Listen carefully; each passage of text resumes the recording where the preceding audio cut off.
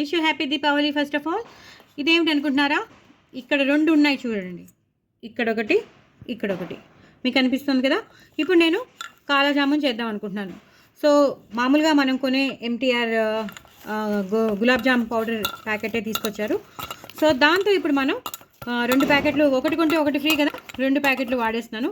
So gulab jam కాకుండా నేను కాలా జామున్ చేస్తున్నాను. సో కాలా జామున్ కోసం నేను ఇలాగా పిండిని తడి పెట్టేసుకున్నాను. సగం పిండి, సగం కన్నా కొంచెం ఎక్కువ పిండి ఇక్కడ, తక్కువ పిండి ఇక్కడ. సో ఇప్పుడు ఏం చేస్తానంటే నేను ఇలా ఒక చిన్న నెయ్యి రాసుకోండి, చేతికి నెయ్యి రాసుకుని ఇలా ఉంటుంది. ఇలా మనం సర్కిల్ చేసుకోవాలి. సర్కిల్ చేసుకుని ఇలా ఒత్తుకోవాలి.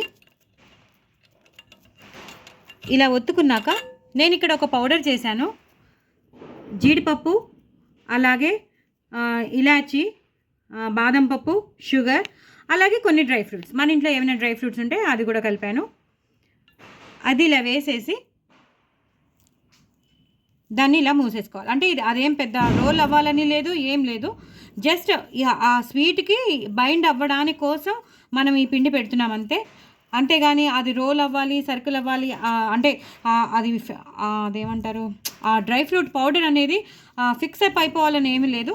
దీంట్లో మాత్రం వెళ్ళిపోవాలి. ఇలా మనం సర్కిల్ చేసేసుకుంటే సర్కిల్ అయిపోయింది, చూసారు కదా. ఈ సర్కిల్ని ఏదైతే మనం ఇలా సర్కిల్ చేసి పెట్టుకున్నామో, నేను ఇందులో కలర్ కూడా వేసానండి. సో దట్ మనకి ఆ కాలా జామున్ విరిచినప్పుడు మనకి ఆరెంజ్ కానీ గ్రీన్ కానీ వస్తూ ఉంటాయి కదా. సో నేను కలర్ కూడా వేశాను, డ్రై ఫ్రూట్స్ వేశాను, ఇందాక చెప్పినవన్నీ వేశాను. చూసారు కదా, ఇప్పుడు అయిపోయింది. ఇప్పుడు నేను ఇందులోంచి తీసుకుంటాను, ఈ పెద్ద దాంట్లోంచి తీసుకుని దాన్ని ఇలా సర్కిల్ మనం గులాబ్ జామున్ ఎలా సర్కిల్ చేస్తామో అలా సర్కిల్ చేసుకుని కొంచెం పెద్ద ఉండ తీసుకోవాలి. ఎందుకంటే మనం ఇది స్టఫ్ చేయాలి కాబట్టి మనం ఇలా దీన్ని కొంచెం పల్చగా చేసేసుకోవాలి. ఇలా పల్చగా చేసేసుకుని దీన్ని ఇందులో పెట్టేసుకోవాలి. ఇందులో పెట్టేసుకుని ఇలా మొత్తం అంతా స్టఫ్ని మూసేసుకోవాలి. మొత్తం అంతా స్టఫ్ని మూసేసుకుని దీన్ని ఇలా బుల్లెట్స్ లాగా చేసేసుకోవాలి. అంటే ఈ షేప్లో, ఓవల్ షేప్లో మనం ఈ కాలా జామున్ని చేసేసుకోవాలి. మీకు ఇంకోటి చూపిస్తాను ఉండండి. మళ్ళీ దీన్ని ఇలా చేసుకోవాలి, సర్కిల్ చేసుకోవాలి. సర్కిల్ చేసుకున్నాక ఈ ప్రదేశం అనేది పెట్టి పెద్దది చేసుకున్నాక ఈ పౌడర్ వేసుకోవాలి. దీంట్లో ఎంత పడుతుందో అంతే పౌడర్ వేసుకోండి. మళ్ళీ దీన్ని ఇలా మూసేసుకుని మళ్ళీ దీన్ని సర్కిల్ చేసేసుకోండి. సర్కిల్ చేసేసుకున్నాక ఇందులో అన్ని డ్రై ఫ్రూట్స్ ఉంటాయండి, చాలా బాగుంటుంది. లోపల మనకు వస్తూ ఉంటుంది కదా, దాన్ని ఇలా సర్కిల్ చేసేసుకోవాలి. ఇలా సర్కిల్ అయిపోతుంది. లడ్డూలాగా ఇలా అనేసుకుంటే సరిపోతుంది. ఎందుకంటే మనం మైదాపిండి పెట్టాం, అదే మైదాపిండి అంటున్నాను, మనం గులాబ్ జామ్ పిండే పెట్టాం కాబట్టి తప్పకుండా ఇదైపోతుంది. ఇప్పుడు మళ్ళీ పెద్దది తీసుకోండి. ఇందులోంచి నేను పెద్ద ఉండ తీసుకుంటున్నాను. పెద్ద దాంట్లోంచి దాన్ని ఇప్పుడు ఇలాగా పెద్దగా ఒత్తుకోవాలి. ఈ ప్లేస్ పెట్టి ఒత్తాలి. ఇలాగ ఒత్తుకోవాలి. సో కొంచెం పల్చగా చేసుకోవాలన్నమాట. కాలా జామున్ కోసం ఇలా పల్చగా చేసుకుని ఏదైతే మనం చేసి పెట్టుకున్నామో దాన్ని మళ్ళీ పూర్తిగా ఇలాగా కలిపేసుకోవాలి. మొత్తం అంతా అది మొత్తం లోపలికి వెళ్ళిపోయి దీన్ని ఇలా సర్కిల్ చేసేసి మనం దీన్ని ఇలా బుల్లెట్గా అంటే మన కాలా జామున్ ఏ షేప్లో ఉంటుందో ఆ షేప్లో చేసేసుకోవాలి. చూసారు కదా, కాలా జామున్ షేప్ వచ్చేసింది. ఇంకొంచెం పొడుగు కావాలంటే ఇంకొంచెం పొడుగ్గా చేసుకోవాలి. ఇలా ఎన్ని కావాలంటే అన్ని చేసేసుకోండి. తర్వాత మనం పాకం కూడా రెడీగా పెట్టేసుకుని మనం వేయించేసుకుని అందులో వేసేయడమే. సో వేయించేటప్పుడు మీకు చూపిస్తాను. సో ఇందాక నేను చెప్పినట్టు మీరు అన్ని కాలా జామున్స్ అన్నీ చేసేసుకోవాలండి. నేను ఇందాక ఎలా చేయాలో కూడా చెప్పేశాను కదా. సో వాటిని ఇప్పుడు నేను ప్యాన్ పెట్టేసుకున్నాను. ఇందాకటి నేను అవి బాదుషాలు చేశాను కదా, ఆ బాదుషాలదే నేను ఆ నూనెలోనే వేసేస్తున్నాను.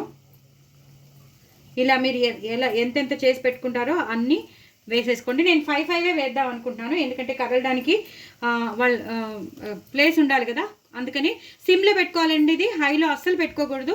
సిమ్లో పెట్టుకొని చేసేది ఇది. హైలో పెట్టుకుంటే మాత్రం లోపలంతా అవ్వదు, ఎందుకంటే లోపల మనం స్టఫ్ పెట్టాము చూసారు కదా, డ్రై ఫ్రూట్ స్టఫ్ పెట్టాం కదా, అదంతా విరిగి బయటకు వచ్చేస్తుంది. సో ఇది ఒక్కసారి వేగిపోయిందంటే అదే ఉండిపోతుందండి, చక్కగా టైట్గా ఉండిపోతాయి. చాలా మెల్లిగా కలుపుకోవాలి. ఒక పని చేయొచ్చండి, ఫస్ట్ బాగా వేగే వరకు మనం ఏం చేయొచ్చు అంటే స్పూన్తో కలుపుకోవచ్చండి. మెల్లిగా ఇలా స్పూన్తో కలిపేసేసి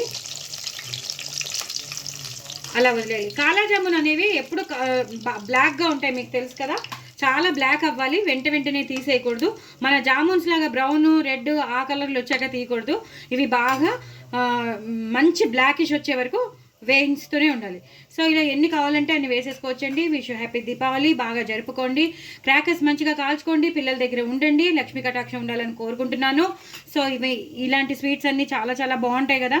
యాక్చువల్లీ నేను గులాబ్ జామ్ అనుకున్నాను, బట్ నా దగ్గర ఉన్న సిరప్లోనే వేసేస్తున్నానండి. ఏ సిరప్ అంటే మన బాదుషాకి చేసుకున్నాం కదా మా పంచదార పాకం, ఆ పాకంలోనే వేసేస్తున్నాను. సో ఆ పాకం ఎలా ఉంటుందంటే చాలా చిక్కగా ఉంది.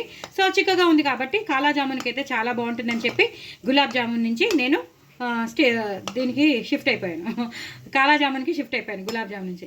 సో ఇవి వేగాలండి, వేగాక మీకు బాగా వేగగా చూపిస్తాను. చూసారు కదండి, మంచి కలర్లో వచ్చేసాయి. ఈ జామున్స్ని మళ్ళీ ఇందులో వేసేద్దాం. నేను ఆల్రెడీ 2 చేసి పెట్టుకున్నాను, 3 వేసేసానండి ఆల్రెడీ. ఇలా ఈ పాకంలో వేసేయడమే, కొంచెం జాగ్రత్తగా వేసుకోండి.